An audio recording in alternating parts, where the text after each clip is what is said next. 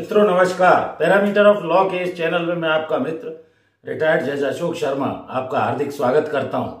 आज मैं दहेज हत्या से संबंधित 3 महत्वपूर्ण मामले जो माननीय सर्वोच्च न्यायालय द्वारा डिसाइड किए गए इस वीडियो में बताने जा रहा हूं। इन तीनों मामलों में माननीय सर्वोच्च न्यायालय द्वारा ट्रायल कोर्ट और हाई कोर्ट के द्वारा दी गई सजा जो धारा 304B और 498A से संबंधित थी उसको रद्द कर दिया।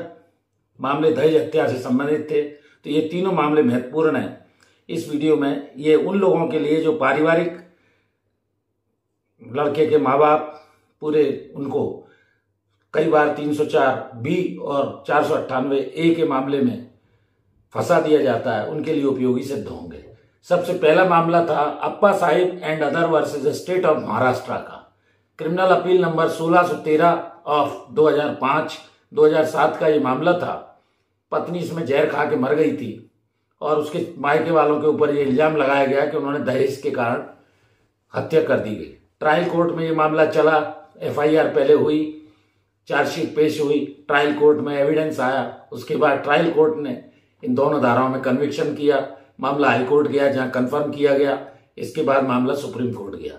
माननीय सर्वोच्च न्यायालय ने सारे एविडेंस वगैरह को जो मामले में आई थी एप्रिसिएशन करने के बाद ये पाया कि इस मामले में गवाही तो आई है और विटनेसेस घरेलू कारण से उसको टॉर्चर किया जाता था, ऐसा आया है। एक गवाह ने ये कहा है दहेज के कारण से उसकी हत्या करना प्रमाणित नहीं है और उसकी सजा को जो कन्विक्शन की सजा ट्रायल कोर्ट और हाई कोर्ट ने दी थी उसे माननीय उच्चतम न्यायालय ने रद्द कर दिया। दूसरा ऐसा ही एक लगभग सिमिलर मामला विश्वजीत हल्दर वर्सेस पश्चिम बंगाल का आया। क्रिमिनल अपील क्रमांक इसकी 371/2007 थी। इसमें भी पति और उसके माता पिता के द्वारा डाउरी डेथ कर दी गई ऐसे एलिगेशन थे। FIR हुई, चार्जशीट पेश की गई। 304B और 498A का भी ये मामला था सिमिलर। इसमें भी ट्रायल कोर्ट में जब एविडेंस आया तो उसमें कन्विक्शन किया गया। माननीय उच्च न्यायालय द्वारा कन्विक्शन को अपील किया गया, लेकिन माननीय सर्वोच्च न्यायालय ने ये पाया सारी एप्रिसिएशन ऑफ एविडेंस और गवाहों की बयानों को देखने के बाद क्रूरता और उत्पीड़न की तो साक्ष्य थी उसमें, लेकिन दहेज की मांग से जुड़ा कोई भी तथ्य प्रमाणित नहीं है। और इस तरह ट्रायल कोर्ट और हाई कोर्ट द्वारा जो कन्विक्शन दिया गया था 304B और 498A IPC में उसको सजा को रद्द कर दिया गया, क्योंकि दहेज का कोई सबूत नहीं था। दहेज के लिए सिर्फ क्रूरता और उत्पीड़न शब्द से नहीं माना कि वो दहेज के लिए पर्याप्त है। तीसरा एक Anjali Dhundhale versus state of Maharashtra का मामला था। क्रिमिनल अपील क्रमांक अपील नंबर है 481 वर्सेस ऑफ 2007। इनको मैं डिस्क्रिप्शन में डाल दूंगा।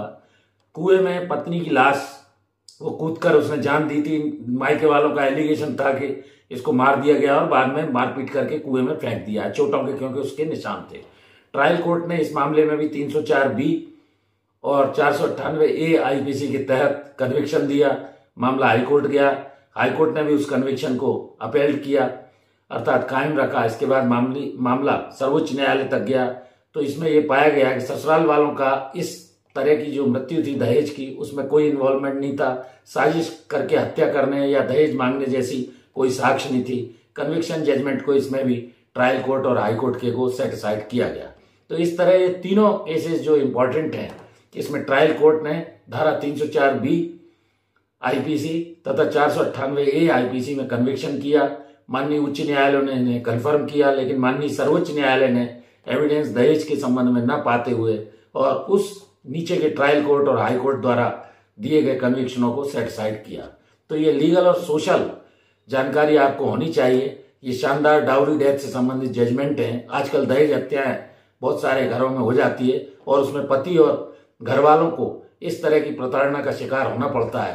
तो ये तीनों जजमेंट जो मैंने बताए, अप्पा साहिब एवं अन्य वर्सेस स्टेट ऑफ महाराष्ट्र, इसके बाद विश्वजीत बाबूलाल हल्दर वर्सेस पश्चिम बंगाल तथा Anjali Dhundhale versus state of Maharashtra, जिनमें इस तरह के केसेस मामले चल रहे हैं, उनके लिए उपयोगी सिद्ध होंगे, ऐसा मैं मानता हूं। चैनल से जुड़े रहिए, भरपूर स्नेह मिल रहा है। एक और अनुरोध, मेरी धर्मपत्नी श्रीमती अर्चना शर्मा का ये यूट्यूब पर एक चैनल है, आप उस चैनल को भी सब्सक्राइब करें और चैनल पर जाकर वीडियो देखें, लाइक करें, शेयर करें। नॉलेज इज पावर जैसा मैं कहता आ रहा हूं, अपनी ज्ञान को बढ़ाइए। विधि अनुसार देखिए और चैनल से जुड़े रहिए। भरपूर स्नेह के लिए मैं हृदय से, तहे दिल से आपका आभारी हूं। जानकारी कैसी लगी? वीडियोस लाइक कीजिए, शेयर कीजिए। धन्यवाद। नमस्कार।